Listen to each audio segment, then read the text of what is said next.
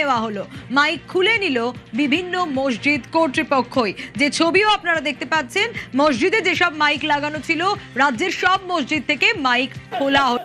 আপনাদেরকে সে জায়গায় পৌঁছে দেওয়া হয়েছে। 14 দিন 15 দিন ধরে রোড বন্ধ করে গান বাজনা হয়, সেখানে সমস্যা কেউ আপত্তি করে না। আপনার 5 মিনিটের আজানের বিরুদ্ধে অনেক বড় বড় সেলিব্রিটিরা নানা রকম বিবৃতি দেয় না। আপনি তো সেদিকে চলে গেছে। সব থেকে বেশি গরুর গোশত এই ভারতবর্ষ থেকে বিদেশে সাপ্লাই হচ্ছে। সেখানে বড় বড় কোম্পানি আছে, যে কোম্পানির মালিক সব অমুসলিম। সেখানে গোহত্যা হলে সেখানে সমস্যা হয় না। মুসলমান, তোমার ঘরে গরুর গোশত আছে কি নাই পরের কথা, তোমাকে গোহত্যার নামে গো ভক্তরা বারবার হত্যা করছে এই ভারতে। তুমি কি বুঝতে পারছো না? আজকে তুমি চতুর্দিকে তাকিয়ে দেখো, তোমার বাড়াই পুরাতে তোমার মসজিদের মধ্যে ঢুকে তোমার মসজিদের ইমামের জায়গায় প্রসাদ করা হচ্ছে, তাকে পরের দিন জামিন করে ছেড়ে দেওয়া হচ্ছে। তুমি কি এখনো বুঝতে পারছো না? তোমার ভারতবর্ষের এই বনগাঁ আকাইপুরে রেল স্টেশনে দুজন অমুসলিম ভারতের কি বলে পাকিস্তানের পতাকা বেঁধে মুসলমানদের ঘরে ফাঁসাবার চক্রান্ত করেছিল। হাতে নাতে ধরা পড়লো, তাদেরকে পরের দিন জামিন হয়ে গেল। তাদেরকে আবার কেন্দ্র সরকারের লোকেরা ফুলের মালা দিয়ে স্লোগান দিতে দিতে তাদেরকে নিয়ে আসা হচ্ছে। তুমি কি বুঝতে পারছো না যে তোমাদের বিরুদ্ধে যারাই ষড়যন্ত্র করবে তাদেরকে এই দেশে পুরস্কৃত করা হবে, যারা তোমাদের পক্ষে দাঁড়াবে তাদেরকে এই দেশে বিভিন্ন মিথ্যা কেসে ভরে দেওয়া হবে, আর যারা তোমাদেরকে হত্যা করবে তাদেরকে রাজস্থানের মতো জায়গায় যে আফরাজুলকে হত্যা করেছিল তাকে এমএলএ টিকিট দেওয়া হয়েছিল। তোমরা কি বুঝতে পারছো না? আমরা তো এই 10 বছর ধরে জাগাচ্ছি। বড় দুঃখের সাথে বলছি, আমার কম, তুমি যদি বাঁচতে নাও চাও, তোমার এই ছোট্ট ফুটফুটে বাচ্চা ছেলেটা বাচ্চা মেয়েটা কি অপরাধ করেছে তোমার ঘরে জন্ম নিয়ে, তুমি তার কথা একটু ভাববে না? তার ভবিষ্যৎটা কি ভাববে না? সে আগামী দিন স্কুলে যাবে, মুসলমান হওয়ার কারণে রেপ হবে। যারা রেপ করবে, কাশ্মীরে যেমন আসিফাকে রেপ যারা করেছিল তাদেরকে ফুলের মালা দিয়ে তাদের জন্য মিছিল বেরিয়েছিল। তুমি মুসলমান হওয়ার জন্য তোমার ঘরের বেটিটাকে রেপ করবে, আর তাকে যারা রেপ করবে তাকে আগামী দিন সিংহাসনে বসাবার জন্য জনগণ তার পিছনে দাঁড়াবে। কবে বুঝবে আমার কম? এই পানি দেখলে হবে না, ঝড় দেখলে হবে না, তুফান দেখলে হবে না, রোদ দেখলে হবে না, শীত দেখলে হবে না, পুলিশের বুলেটের গুলি দেখলে হবে না, কামান দেখলে হবে না, কোন সরকার বলবে যে আমি বিরোধী হয়ে যাব ওটা দেখলে হবে না। তোমাকে দেখতে হবে তোমার সৃষ্টিকর্তা যাতে রাজি, তোমাকে সেই পথে চলা দরকার। তোমাকে দেখতে হবে তোমার দেশকে বাঁচাবো কোন রাস্তায়, সেই পথে তোমাকে চলতে হবে। তোমাকে দেখতে হবে তোমার পরিবার সন্তানেরা কি করে নিরাপদে থাকবে, সেই রাস্তায় তোমাকে চলতে হবে। এটা চলতে গিয়ে যদি কেন্দ্র সরকার তোমার বিরুদ্ধে যুদ্ধের ঘোষণা দেয়, ওই যুদ্ধটাও তোমাকে অ্যাকসেপ্ট করতে হবে। রাজ্য সরকার যদি বলে তোমার দুশমন হয়ে গেছি, তার বিরুদ্ধেও তোমাকে তৈরি হতে হবে। এটাই হবে তোমার প্রকৃত মানবতা, এটাই হবে তোমার প্রকৃত মনুষ্যত্ব, এটাই হবে তোমার প্রকৃত মনুষ্যত্ব। যদি এটা তোমার মধ্যে না থাকে, তুমি একটা মরা, তুমি বেঁচে থেকে কোনো লাভ নাই। তোমার মতো সমাজে কীট পতঙ্গ থেকে আমার কওমের কি ক্ষতি হচ্ছে শোনো। তুমি তো ইনসাফের রাস্তায় পাওয়া যায় না, তোমাকে তো ইনসানিয়াতের রাস্তায় পাওয়া যায় না। তোমাকে গরিব দুঃখী কৃষক দলিত আদিবাসী হিন্দু মতুয়া শিখ পাঞ্জাবি অসহায়দের রাস্তায় তোমায় পাওয়া যায় না। তোমাকে পাওয়া যায় এদেরকে যারা লোটে সেই শাসকদের চাটুকারি করাতে পাওয়া যাচ্ছে। তোমার মতো অসভ্য থাকার থেকে এই সমাজ তোমাকে মুক্ত হওয়াটাই ভালো। আজ বড় দুঃখের সাথে গুটি কতক কথা বলছি। ওয়াকফ নিয়ে সবাই বলেছে, আমি হয়তো বলতে পারবো কি জানি না, কারণ আপনাদের সেই মন মানসিকতা এখনো আছে কি আমি জানি না। কিন্তু আমি এতটুকু বলবো, আমার কেন্দ্রে যে সরকার বসেছে আমার দেশে, আপনারা মাথার মধ্যে ঢুকেলেন এই সরকার আমার দেশের সবচেয়ে বড় ক্ষতি করছে। এই সরকার আমার দেশের সম্পদগুলোকে বিক্রি করছে। এই সরকার আমার দেশের এয়ারপোর্ট, রেল সবকিছু বিক্রি করে দিয়েছে। আজকের এই ওয়াকফ কালা কানুন, মনে রাখবেন, এখানে আরো একটা কথা বলে দিই, এটা শুধু মুসলমানদের একার লড়াইয়ের বিষয় নয়। যেমন ইসলামিক সম্পদের উপরে আঘাত দিয়েছে, কিন্তু কেন্দ্র সরকার এই আইনটা করতে গিয়ে সর্বপ্রথম যার উপরে আঘাত দিয়েছে, ওই আঘাতটা হলো আমার দেশের সংবিধানের উপরে আঘাত দিয়েছে। আজকে এই ওয়াকফ নিয়ে শুধু আমরা মুসলমান কথা বলবো তা নয়, এই ওয়াকফের বিরুদ্ধে কেন্দ্র সরকার যে কালা কানুন তৈরি করেছে সেটা তো সংবিধান বিরোধী আইন। তাহলে সংবিধান তো পুরো ভারতবাসীর, তাই হিন্দু, দলিত, আদিবাসী, শিখ, পাঞ্জাবি সবার কাছে আপনাকে মেসেজ পৌঁছাতে হবে, আপনাকে দায়িত্ব নিতে হবে, বাড়ি বাড়ি প্রতিবেশী সবাইকে বুঝাতে হবে যে কেন্দ্র সরকার আমার সংবিধানের অনুচ্ছেদের বিরুদ্ধে গিয়ে, সংবিধানের ধারার বিরুদ্ধে গিয়ে আমাদের ওয়াকফ কালা কানুন তৈরি করেছে। অর্থাৎ আপনি যদি মসজিদের পাশে না দাঁড়ান, না দাঁড়াকে যান, মাদ্রাসার পাশে না দাঁড়ান, না দাঁড়াকে যান, কবরের পাশে না দাঁড়াতে যান, না দাঁড়াকে যান, কিন্তু আপনি একজন দেশবাসী হিসাবে কেন সংবিধানকে মিটাতে চাইছে, তার বিরুদ্ধে গিয়ে আপনি কেন্দ্র সরকারের বিরুদ্ধে কেন কথা বলছেন না? এটা আমাদের সেকুলার দরদিগুলোকে বলা দরকার আছে না নাই? আমাদের তো বন্ধু চিনা দরকার, আমাদের তো আপন চিনা দরকার, আমাদের তো দুশ্মন চিনা দরকার। বামপন্থ যদি ওয়াকফের বিরুদ্ধে না বলতে চায়, না বলকে যা, কিন্তু বামপন্থ তার উচিত ওয়াকফ আইন, কি বলে, সংবিধান বিরোধী যে আইন রয়েছে তার বিরুদ্ধে বলা দরকার আছে না নাই? কংগ্রেস যদি ওয়াকফ নিয়ে বলতে না চাই, না যাকে যাক, কিন্তু সংবিধান বিরোধী আইন রয়েছে, এই সংবিধান বিরোধী করলো কেন? এর জন্য কেন্দ্র সরকারের বিরুদ্ধে কেস করা দরকার আছে না নাই? আজকে টিএমসি করবেন, সে যদি আমার মসজিদ নিয়ে বলতে তার অ্যালার্জি হয়, কবরস্থান দিয়ে বলতে তার যদি ঘৃণা লাগে, মাদ্রাসা নিয়ে বলতে তার যদি বুকে ব্যথা হয়, না বলতে চাই, না বলকে যাক, কিন্তু টিএমসি গভর্নমেন্টকে সুপ্রিম কোর্টে কেস করা দরকার ছিল।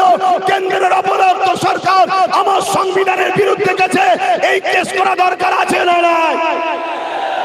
কিন্তু মনে রাখবেন, রসুলের মাথাগুলো আলাদা হতে পারে, সবার পিছন এক জায়গায় আছে। তাই সংবিধান বিরোধী হচ্ছে, হচ্ছে যা, কিন্তু শেষ করছে তো মুসলমানদের। অতএব মোচকে একটু হেসে চুপ থাকো, মোচকে একটু হেসে চুপ থাকো।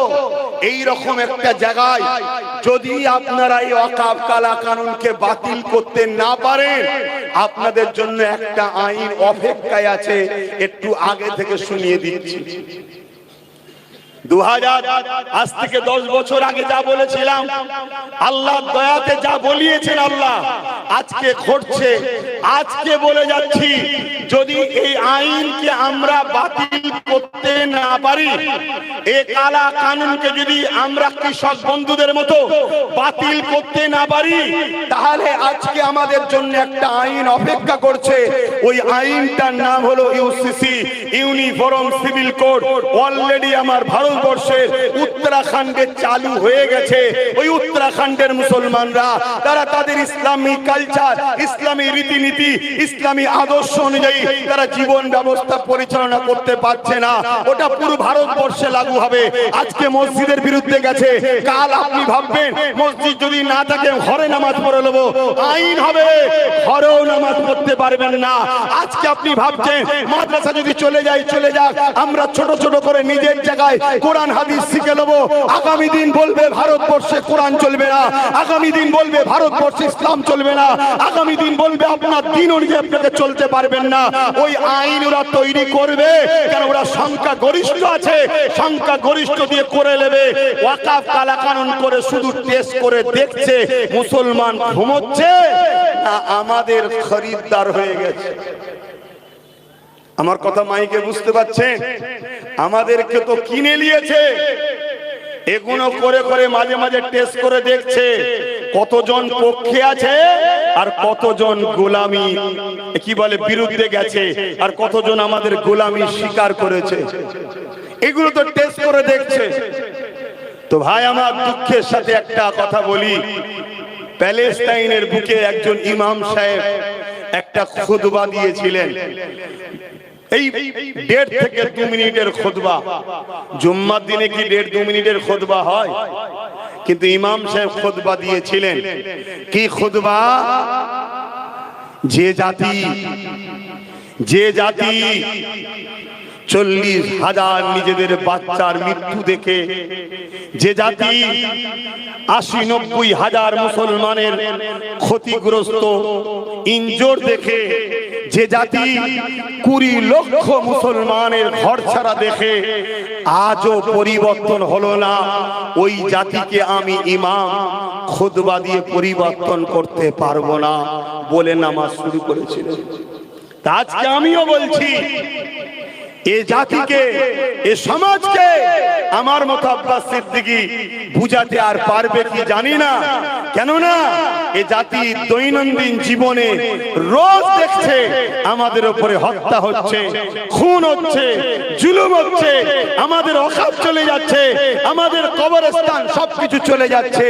যদি এ জাতি এখনো পরিবর্তন না হয়, এ জাতিকে বুঝানো মনে হয়, বক্তব্য দিয়ে পরিবর্তন করা মনে হয় আর সম্ভব হচ্ছে না। তবে হ্যাঁ, পরিবর্তন হবে তো বটেই। কবে হবে? যেদিন এ জাতির সংখ্যাটা কমে যাবে। কেন ইতিহাস বলছে যতদিন আমাদের মধ্যে সংখ্যা গরিষ্ঠতা ছিল, আমরা সংখ্যা অনেক ছিলাম, আমাদের মধ্যে হাজারো দলে বিভক্ত হয়ে গেছি আমরা। তাই হাজারো দলে বিভক্ত হয়ে যে এক একজন এক এক দিকে আমাদেরকে টেনে নিয়ে যাচ্ছে। তাই আমরা ইচ্ছা থাকলেও উপায় আমাদের নাই। তাই আমি কথা সংক্ষেপ করছি, কেন আবার পানি আসছে। হয়তো আব্বাস সিদ্দিকী ভিজে শরীর খারাপ হয়, হোক গে যাক। আপনাদের ভিজলে হয়তো শরীর খারাপ হতে পারে, কেন আপনাদের জীবন আমার জীবনের থেকে হয়তো অনেক মূল্যবান। তাই আপনারা ভিজতে চাইবেন না। তাই আমি সংক্ষেপ করে এতটুকু বলি, এই ওয়াকফ কালা কানুনকে যদি সত্যি আমরা পরিবর্তন করতে চাই, তাহলে নম্বর 1 হলো, যে কথা প্রথমে আসলো, কৃষক বন্ধুদের মতো আন্দোলন করতে হবে। কৃষকদের সংখ্যা মাত্র 2%। কত পার্সেন্ট? 2%। সেই কৃষক পাঞ্জাবের 2% শিখ পাঞ্জাবি ভাইয়েরা, তারা আন্দোলন যে দেখিয়েছে, সেই আন্দোলন অনুযায়ী আমাদেরকে আন্দোলন করতে হবে। তাদের আন্দোলন ছিল ঝড়েতে, তাদের আন্দোলন ছিল রোদেতে, তাদের আন্দোলন ছিল পানিতে, তাদের আন্দোলন ছিল রাতেতে, তাদের আন্দোলন ছিল দিনেতে, তাদের আন্দোলন ছিল 24 ঘন্টা রাস্তার উপরে। তাদের আন্দোলনে কাঁদুনি গ্যাস ছোড়া হয়েছে, তাদের আন্দোলনে বুলেটের গুলি কেন্দ্র সরকার চালিয়েছে, তাদের আন্দোলনে নিজের পাশে অনেক ভাই খুন হয়ে গেছে, রক্তরতাজা লাশ পড়ে গেছে। এত কিছু দেখার পরও তারা মাসকে মাস আন্দোলন চালিয়েছে। তাদের একটাই কথা ছিল, কৃষক কালা কানুন বাতিল করতে হবে। যদি আগামী দিন আমরা এই বর্ষার দিনে এইভাবে যদি আন্দোলন করতে শুরু করি, এই আন্দোলনকে যদি আমরাও বলি, আগামীতে রোদ আসলেও হবে, রাত আসলেও হবে, দিন আসলেও হবে, ঝড় আসলেও হবে, তুফান আসলেও হবে, পুলিশের লাঠি চললেও হবে, গুলি চললেও হবে, বোম চললেও হবে। একদিনই আন্দোলন যদি আমরা বন্ধ করব না, চালিয়ে যাব, তাতে আমাদেরকে রাস্তায় খেতে হবে, রাস্তায় ঘুমোতে হবে, রাস্তায় বসে থাকতে হবে। আমি কথা দিয়ে যাচ্ছি, কেন্দ্রের অপদার্থ ভীতু সরকার অবশ্যই আইনকে বাতিল করতে বাধ্য হবে, চ্যালেঞ্জ দিয়ে যাচ্ছি, হবে। কিন্তু আমরা যদি পানিতে ঘরে চলে যাই, রোদে যদি ছায়াতে যাই, রাত্রে যদি ঘুমিয়ে যায়, খাবার জন্য যদি ব্যস্ত হয়ে যায়, তাহলে মনে রাখবেন আগামী নতুন প্রজন্ম, আমাদের বাচ্চারা জন্ম নেবে হয়তো ঠিকই, কিন্তু মুখে বুবা হবে, চোখ থাকতেও কানা হবে, কান থাকতেও কালা হবে, এবং তারা হবে এই দেশেরই পুঁজিপতিদের শুধুমাত্র চাকর, গোলাম, এছাড়া আর কিছু নয়। আর আমাদের বেটিরা যদি এইভাবে আমরা জীবন যাপন করি, মনে রাখবেন আগামী দিন এই সমাজের ধনী পুঁজিপতিদের শুধুমাত্র ভাষা খারাপ লাগলো বলতে বাধ্য হচ্ছি, রাতের ভোগের পাত্রী ছাড়া দ্বিতীয় কিচ্ছু হবে না। হ্যাঁ, বিগত দিন বলেছি, আজকে ঘটছে, আজ বলছে আগামী দিন ঘটবে যদি আমরা জীবনের ধারা পরিবর্তন না করি। আরে আপনার পাশে সংবিধান আছে, আপনার পাশে দেশ আছে, আপনাকে সংবিধান রাইট দিয়েছে, আপনাকে দেশ রাইট দিয়েছে। আপনি প্রত্যেকটা অন্যায়ের বিরুদ্ধে আপনি কথা বলবেন, সে দেশের প্রাইম মিনিস্টার আর রাজ্যের সিএম চোখে চোখ রেখে কথা বলার অধিকার দেশ যখন আপনাকে দিয়েছে, সংবিধান যখন আপনাকে দিয়েছে, এই অধিকার যে কাটতে আসবে সে দেশের দুশমন, সংবিধানের দুশমন। তার বিরুদ্ধে আমাদেরকে প্রয়োজন হলে সংবিধানের ডায়েরির মধ্যে থেকে তার বিরুদ্ধে যুদ্ধ করতে হবে। আপনারা রাজি আছেন? তবে তো আপনার পর নতুন প্রজন্ম অধিকার পাবে, তবে তো আপনার নতুন প্রজন্ম ইতিহাস পাবে। আজকে যদি হাফেজ তিতুমুল লড়াই না করতেন, আজকে যদি আশফাকুল্লাহ লড়াই না করতেন, আজকে যদি সৈয়দুনা আবু বকর সিদ্দিক ফুরফুরাবি লড়াই না করতেন, আজকে যদি নেতাজি সুভাষ চন্দ্র বসু লড়াই না করতেন, আজকে যদি সিধু কানু বিরসা মুন্ডা ইনারা ভগৎ সিং লড়াই না করতেন, তাহলে আজকে কি আমরা স্বাধীন দেশ পেতাম? কিন্তু স্বাধীন হয়ে গেছে, ৭৭ বছর চলে গেছে। আবার নতুন করে এই দেশবাসীকে দেশেরই একদল অংশ মানুষ পুঁজিপতিদের ঘরে সামনে রেখে, সেদিন যেমন ইস্ট ইন্ডিয়া কোম্পানিকে খুশি করার জন্য আমাদের গোলামত হয়েছিল, আজকেও একদল পুঁজিপতিকে সামনে রেখে পুরো দেশটা তাদেরকে বিক্রি করে দিচ্ছে। অতএব এই জায়গায় আরেকটা কথা মনে পড়েছে, একটু বলে দিচ্ছি। এই যে পালগাঁও হামলা হয়েছে, এই হামলা অত্যন্ত দুঃখজনক, অত্যন্ত নিন্দনীয়। এই হামলার পিছনে অনেক রহস্য লুকিয়ে আছে। যেমন একটা রহস্য হচ্ছে, বর্ডারে লাগোয়া কোন বাড়ি ঘর, কোন কোম্পানি কাউকে জমি দেওয়া যাবে না, এটা আমার দেশের আইন। কিন্তু আজকে বর্ডারে লাগোয়া সব জায়গাতে আমার দেশের আদানি আম্বানিদের ঘরে জমি দিয়ে দেওয়া হচ্ছে। খুব ভালো করে বোঝেন, আজকে এই পালগাঁও হামলা, এর পিছনে অনেক রহস্য দেখা যাচ্ছে। সেই রহস্যের মধ্যে একটা রহস্য হলো এটা, যেখানে দৈনিক ৩-৪ হাজার টুরিস্ট যায়, সেখানে একটা কোন পাহারাদার বিএসএফ বা সেনা বা পুলিশ কেউ ছিল না কেন? এই রহস্যের মধ্যে অনেক কিছু দেখা যাচ্ছে। তার মধ্যে আরো একটা হলো এটা, ৩০০ কিলোমিটার যেখানে হামলা হয়েছে সেখান থেকে বর্ডার, অত দূর থেকে লোক আসলো, অস্ত্র হাতে নিয়ে মারলো, আবার চলে গেল, এর ধরতে পারলো না। কিছু একটা রহস্য পাওয়া যাচ্ছে না, যায়নি। সমাজে কান পাতেন, অনেকে বলছে বিহার ভোট হয়ে গেছে, পুলওয়ামা আস্তে আস্তে আউট হয়ে যাবে। অর্থাৎ ভোটের জন্য একটা ইস্যু অনেকে বলছে। অনেকে এটাও বলছে যে এই হামলার পিছনে আমরা অনেক কিছু দেখতে পাচ্ছি। যেমন ভারতবর্ষে পাকিস্তানের হয়ে সব থেকে বেশি কাজ করছে কেন্দ্র সরকারের দলের লোকেরা। কেন? যতগুলো ধরা পড়ছে সব কেন্দ্র সরকারের সঙ্গে তাদের সম্পর্ক পাওয়া যাচ্ছে, যারা পাকিস্তানকে খবর দিচ্ছে। অতএব এই জায়গাতেও অনেকে ডাউট করছে, যারা হামলা করেছে তারা মূলত কারা? তারা পাকিস্তানের এজেন্ট। এই দেশে যারা বসে আছে তাদের মধ্যে থেকে কেউ যে হামলা করেনি তো। কারণ ইতিহাস বলছে রাজনীতির জন্য দুশ্চরিত্রের মানুষেরা নিজেদের পরিবার সন্তানকেও খুন করেছে। তাই রাজনীতির জন্য, গদি বাঁচাবার জন্য এমনও অনেকে বলছে নিজেরাই হয়তো এমন কিছু ঘটনা ঘটতে পারে যাতে মানুষের মাইন্ডটা মুসলিম হিন্দু করা যায়। অতএব এই জায়গায় দাঁড়িয়ে থেকে যেমন আমাদের ওয়াকফ কালা কানুনকে বাতিল করার লড়াই, ঠিক তেমনি পলগাঁওতে যারা প্রকৃত আসামি তাদেরকে চিহ্নিত করা হয়েছে, তারপরও এখনো কেন ধরা হচ্ছে না? তাদেরকে সর্বোচ্চ শাস্তি মৃত্যুদণ্ড কেন দেওয়া হচ্ছে না? এটাও কিন্তু আমাদের আন্দোলনের দরকার আছে না নাই? কিন্তু আপনি দেশের দিকে, রাজ্যের দিকে কান পেতে দেখেন, পলগাঁও আন্দোলনটাও বন্ধ হয়ে গেছে। খেয়াল করে দেখুন, হচ্ছে আন্দোলন বন্ধ হয়ে গেছে। এ সব জন্য একটা সাজানো নাটক। অনেক আবার এটাও বলছে এই হামলা করে পুরো দেশে মুসলিম সমাজের উপরে অত্যাচারের স্টিম রোলার চালাবার একটা পরিকল্পনা, এটাও অনেকে বলছে। তবে আমি আবার ফিরে আসছি, যদি আপনারা বলেন এই আইন ওয়াকফ কালা কানুনকে বাতিল করা সম্ভব আছে, একটা রাস্তা বললাম, কৃষক বন্ধুদের মতো আন্দোলন। আপনারা কি ওয়াকফ কালা কানুন, মসজিদ, মাদ্রাসা, কবরস্থান, দ্বীন ইসলামের ঐতিহ্য, আমাদের ঐতিহ্য আমরা কি সত্যি দিল থেকে বাঁচাতে প্রস্তুত আছি? একটু হাত তুলে বলুন প্রস্তুত আছি। হাত নামান। আগামী দিন যদি এই মাঠেতে আবার ডাকা হয়, আপনারা কি আসতে প্রস্তুত আছেন? কালকেই হতে পারে, আসতে পারবেন? সত্যি বলছেন আসতে পারবেন? এইভাবে আন্দোলন করতে হবে, রাত বলে নয়, দিন বলে নয়।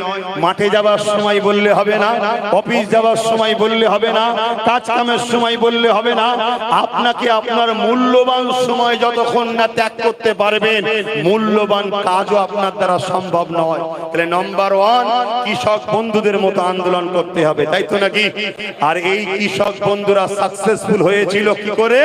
আর একটা রহস্য হলো, পাঞ্জাব সরকার কৃষক বন্ধুদের সাথে ছিল। আপনারাও কি রাজ্য সরকারকে পাশে পাওয়া দরকার আছে না নাই? জোরে বলুন, দরকার আছে না নাই? তাকে আমরা ভোট দেবো কি না দেবো সেটা আমাদের অধিকার, কিন্তু সে এখন আমার রাজ্যের সিএম।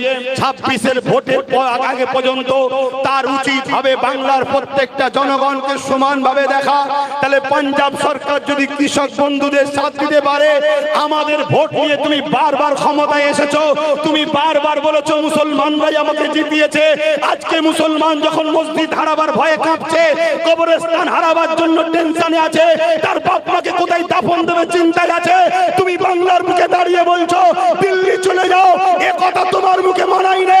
তুমি যদি এই ভুলটা শুধরাতে চাও, তোমাকে 26-এর আগে সুযোগ দিচ্ছি, তুমি অবিলম্বে রাস্তায় নামো, সুপ্রিম কোর্টে কেস করো, তুমি তোমার বিধানসভাতে নিন্দা বিল পাস করো, তুমি পাস করো। আমার বাংলাতে এই আইন হতে দেবো না। এই 3টে কাজ তোমার থেকে আমরা দেখতে চাই। আমার সাথে কারা একমত একটু হাত তুলে দেখা। নাম্বার 1, সুপ্রিম কোর্টে তোমাকে মামলা করতে হবে। নাম্বার 2, তুমি তোমার রাজ্যের বিধানসভায়, তোমার সংখ্যা তো বেশি, তুমি এখান থেকে বিল পাস করো যে আমার রাজ্যের এমএলএরা বলছে হতে দেব না, এটা নিয়ে কেস করো, তাহলে গুরুত্ব বাড়বে না কমবে? নাম্বার 3, তুমি পাঞ্জাব সরকারের মতো তুমিও বলো যে তোরা আন্দোলন কর, তোদের থাকা খাওয়া গাড়ি ভাড়া তোদের সবকিছু আমি দেবো, আন্দোলন কর। কেন? তুমি তো নিজেই বলছো আমি বিজেপির বিরুদ্ধে। তাহলে বিজেপির বিরুদ্ধে যখন আন্দোলন, তোমার তো মাইনাস পয়েন্ট, তোমাকে হেল্প করা দরকার। কি ভাই, ঠিক তো নাকি?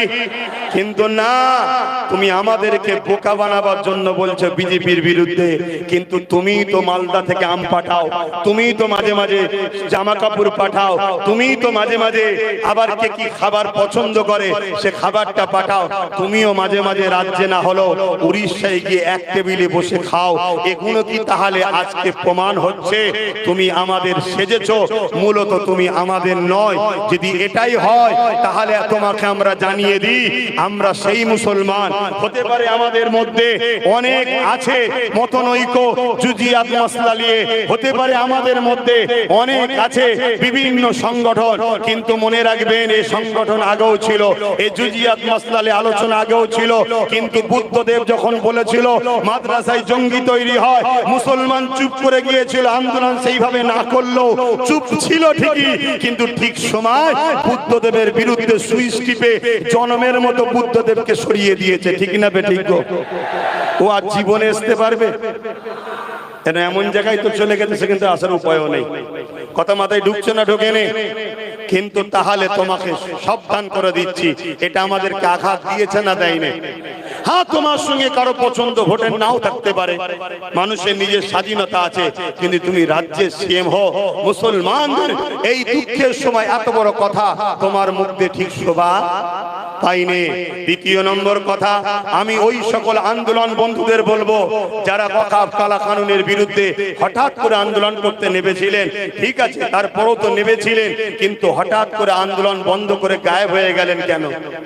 ও দিল্লিতে করতে বলেছে তাই আপনি চুপ করে গেলেন? আপনি কি আপনার নিজের শুধুটা বোঝেন? আপনি কি সমাজের কথা বুঝবেন না? আপনি কি জানেন মীর জাফর কি করেছিল? মীর জাফর সে প্রথমে সিরাজউদ্দৌলাকে শেষ করলো, ব্রিটিশ তার দ্বারা সিরাজউদ্দৌলাকে মিটালো, তারপরে কিন্তু সিরাজউদ্দৌলা মিটাবার পর মীর জাফরকেও কিন্তু ব্রিটিশরা শেষ করেছে। তাই আমি আহ্বান জানাচ্ছি, আপনারা যারা আন্দোলন করতে নেমেছিলেন, আন্দোলন বন্ধ করে দিয়েছেন, আবার নাবুন। যদি আব্বাস সিদ্দিকী পছন্দ না হয়, বাদ থেকে যান আব্বাস সিদ্দিকী। এই ম্যাটার আব্বাস সিদ্দিকী নয়, এই ম্যাটার আপনার ইমানের, এই ম্যাটার আপনার মসজিদের, এই ম্যাটার আপনার কবরস্থানে, এই ম্যাটার আপনার দিনের। আপনি আন্দোলন করুন, তবে আপনার কাছে হাত জোর করে বলছি, আব্বাস সিদ্দিকী যেন আপনার বিরুদ্ধে না বলতে পারে। তাই রাজ্যের দালালি, সেন্টারের বিরোধী, এরকমটা না হয়। আপনি বিরোধী করবেন সেন্টারের আইনের বিরুদ্ধে, ঠিক তেমন হুঁশিয়ারও দেবেন। আপনি দিল্লি চলে যান বলেছেন, এই কথাকে আপনাকে উইথড্র করতে হবে। একমত তো নাকি? জোরে বলেন একমত তো নাকি? জোরে বলেন একমত তো নাকি? আমি বলছি না আমাকে নিতে হবে, আমায় বাদ দেন, আমি খারাপ বাদ দেন আমাকে, কিন্তু মসজিদটা কি দোষ করলো? মাদ্রাসাটা কি দোষ করলো? আজকে মসজিদ যখন বাবরি শহীদ হয়েছিল, বাবরিদের প্রত্যেকটা ইট আমাদের জন্য কেঁদেছে, বাবরিদের প্রত্যেকটা বালি আমাদের জন্য কেঁদেছে, আমাদেরকে ডেকে ডেকে বলেছে, হে আমার মুসলমান সমাজের মানুষ, তোদের খোদার ঘরকে কিভাবে সন্তানরা হত্যা করছে দেখ, তোরা কি জাগবি না? তোরা কি উঠবি না? আজকে পুরো দেশের মসজিদকে দখল করতে চাইছে। এখনো কি আমরা জাগবো না? এখনো কি আমরা উঠবো না? তাই প্রথম নম্বর বললাম, আন্দোলনের মতো আন্দোলন চলবে না, বন্ধ হয়ে যাবে। যত আন্দোলন বাংলায় হবে, বিশেষ করে বাংলায়, কেন বাংলায় সংখ্যালঘু মুসলমানের সংখ্যা হলো 40%। শোনো বন্ধুরা, শোনো, 40%। আমি চ্যালেঞ্জ দিচ্ছি, রাজ্য সরকার আমার সঙ্গে ডিবেটে আসুক বা আমার মোকাবেলায় আসুক, 40% হলো বাংলায় মুসলমানদের সংখ্যা। যদি 40% না হতো, তাহলে বাংলা ভাগের জন্য এত তাড়াহুড়ো এরা করছে কেন? আপনারা জানেন বাংলা ভাগ করতে চাইছে, এ খবরও তো রাখেন। বড় দুঃখ আমার কওমের উপরে, কেন 40% কোনদিন যদি মাথা চারা দিয়ে উঠে বলে এ সমাজের এসসি এসটিদের উপরে জুলুম বন্ধ করো, এ সমাজের মতুয়াদের উপরে জুলুম, আদিবাসীদের উপরে জুলুম যেটা হচ্ছে বন্ধ করো, ওই ভাইয়েরা আমার অপেক্ষায় বসে আছে কবে আমরা তাদেরকে পাশে নেব। তাদের ঘরে যদি আমরা হাতটা লম্বা করে দিই, যেমন নওশাদ হাত লম্বা করেছে, হু করে তারা সব নওশাদের সাথে মিশছে, জানেন তো? ঠিক এইভাবে তারাও যদি চলে আসে, তাহলে এই বাংলায় সংখ্যা লঘু যাদেরকে বলা হচ্ছে মুসলিম 40%, আর তাদের মিলিয়ে আমরাই হয়ে যাব 70-75% মজলুম। যারা এই মজলুমরা যদি এক হয়ে যায়, কিন্তু আমাদের ঘরে আওয়াজ তুলতে হবে, তারা চাইছে আমরা আওয়াজ তুলি। তো চলে আসুন, দ্বিতীয় অপশন হচ্ছে কি? দ্বিতীয় অপশন হচ্ছে সুপ্রিম কোর্টে কেস। যখন কোন আইন হয়ে যায়, ওই আইনকে রুখতে গেলে আইনের দ্বারা রুখতে হবে। তাই সুপ্রিম কোর্টে কেস যতটা হয়েছে বড় দুঃখজনক। আমি তো ভেবেছিলাম সুপ্রিম কোর্টে হয়তো কয়েক লক্ষ কেস জমা পড়বে আইনের, এই কালাকানুনের বিরুদ্ধে, কিন্তু সেইভাবে একেবারে তুচ্ছ। তবে ধন্যবাদ জানাই ওই সকল রাজ্যের রাজ্য প্রধানদের ঘরে, সিএম দের ঘরে, 8টা রাজ্যের সিএম, রাজ্যের প্রধান তারা কেস করেছে। তার মধ্যে তামিলনাড়ু সেই সরকার মাত্র 5% মুসলমান, তারা সরকার কেস করছে, তারা আন্দোলন করছে। আর এখানে 40% আমরা কেস করছি না। মাফ করবে, কষ্ট লাগলে ক্ষমা করবেন, কেন বুঝতে পেরে গেছে আমরা খরিদ হওয়া গোলাম এদের হয়ে গেছে, তাই গুরুত্ব দিচ্ছে না। এই গোলামীর স্বাদ থেকে বেরিয়ে একে জবাব দিতে হবে যে উম্মতে মুহাম্মাদীকে খরিদ করার কোন মা সন্তান জন্ম দিতে পারে না, এটা প্রমাণ করতে হবে আমাদের ঘরে। আমরা হয়তো দুর্বল, আমরা হয়তো মসজিদ মাদ্রাসা ধর্মপ্রেমী মানুষ, তাই আমরা হয়তো রাজনীতির আগিনায় আসিনি, কিন্তু তা বলে এটা নয় যে আমরা মুহাম্মদ রাসূলের গোলামি করি, অন্য কেউ আমাদেরকে গোলাম বানাবে। এই স্বপ্ন যুগে যুগে যারা দেখেছে তাদের স্বপ্ন ভেঙেছি, তাদের স্বপ্নকে ভেঙে তছনছ আমরা করেছি। এই স্বপ্ন আমাদেরকে ভাঙিয়ে দেখাতে হবে।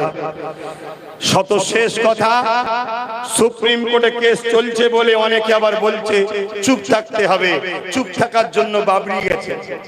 তাহলে সুপ্রিম কোর্টে যেমন কেস চলছে চলবে, শত শেষ আর একটা অপশন আপনাদের কাছে দিচ্ছি, যেটা আমার মধ্যে মত জেগেছে, বলতে পারি তো নাকি? আপনাদের আবার ব্যথা হবে না তো? সেটা হলো এটাই, আমাদের সমস্ত মুসলমানকে এক হয়ে আওয়াজ তুলতে হবে প্রতিটা প্রোগ্রাম থেকে, প্রতিটা প্ল্যাটফর্ম থেকে।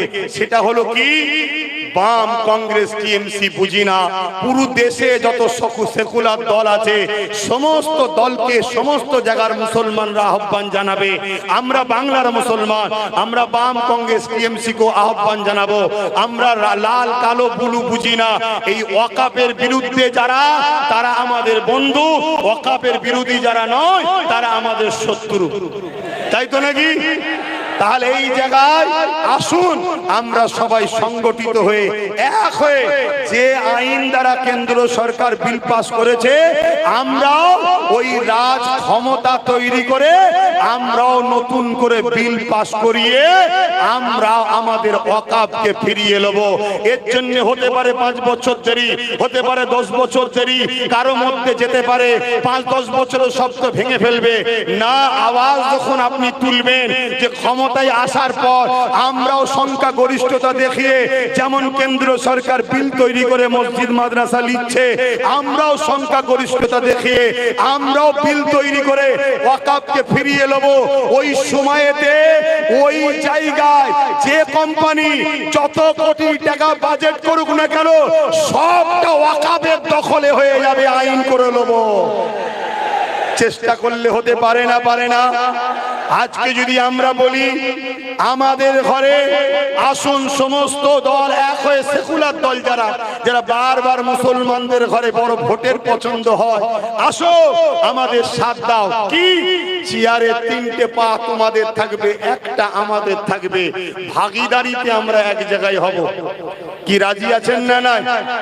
জোরে বলুন, রাজি আছেন না নাই? ওই যে চেয়ার দেখছেন না সামনে লাগানো রয়েছে, 4টে পায়া আছে, দেখুন 3টে পায়া থাকলে ওই চেয়ারে কেউ বসতে পারবে?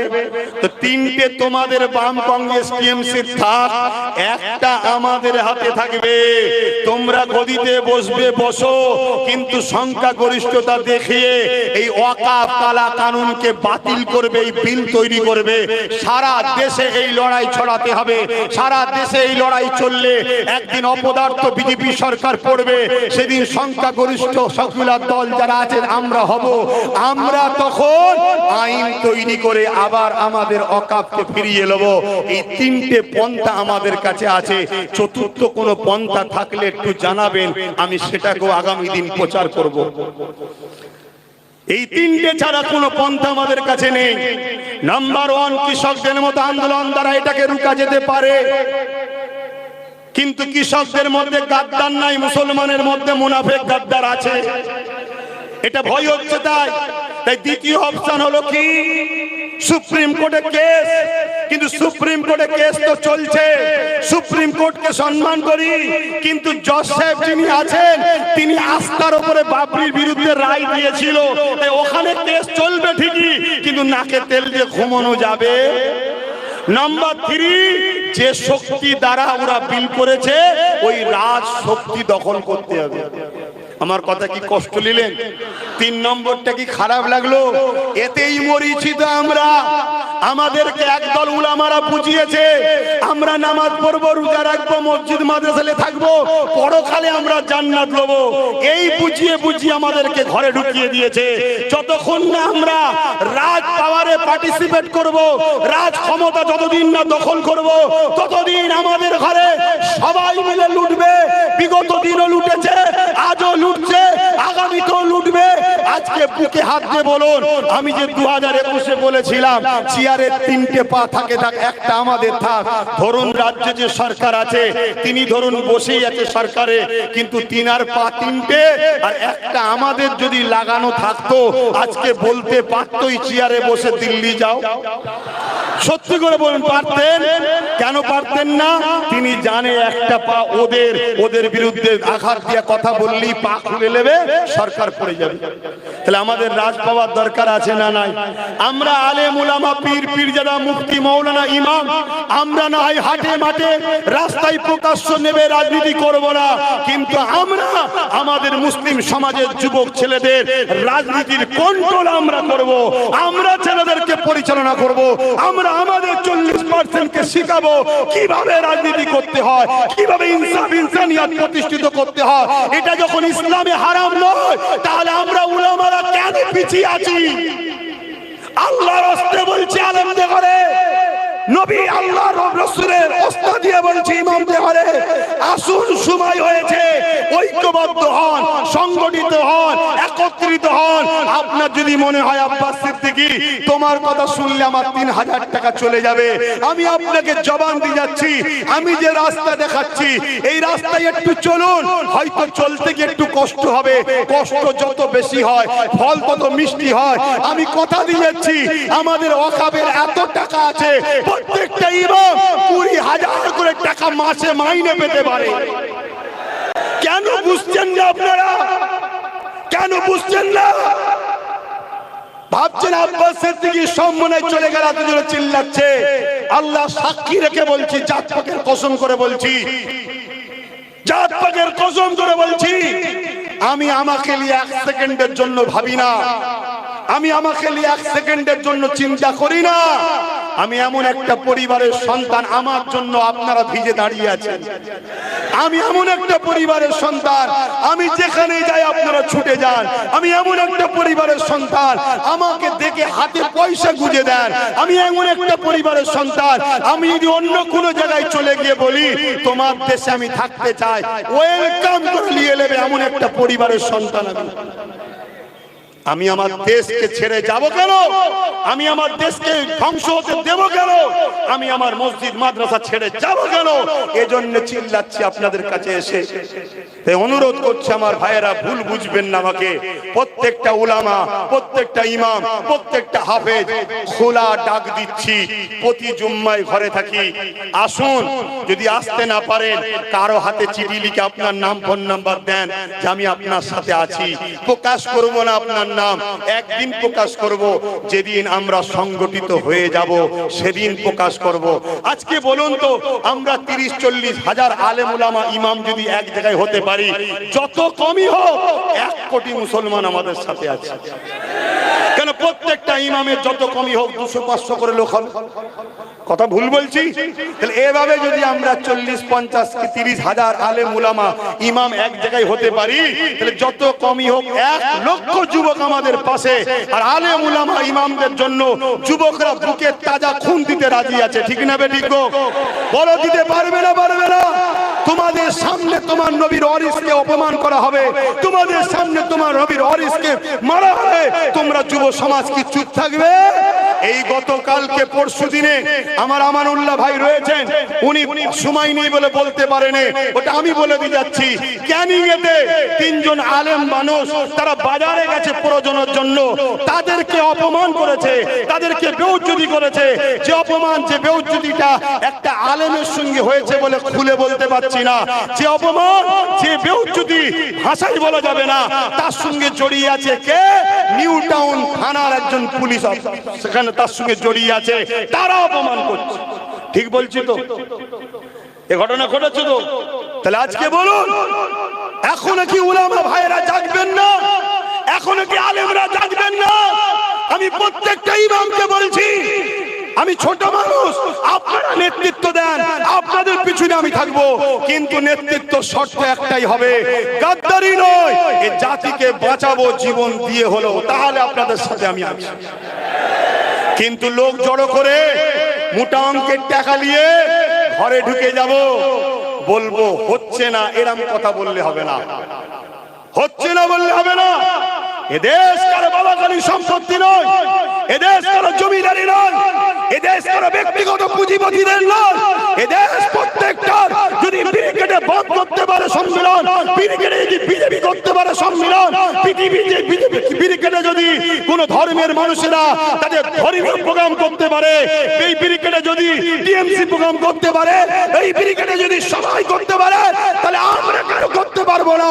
এই কৈফিয়ত নিয়ে ব্রিগেড আগামী দিন আমি আব্বাস সিদ্দিকী চ্যালেঞ্জ নিচ্ছি করব, আপনারা আমার ডাকে যেতে রাজি আছেন? রাজি আছেন?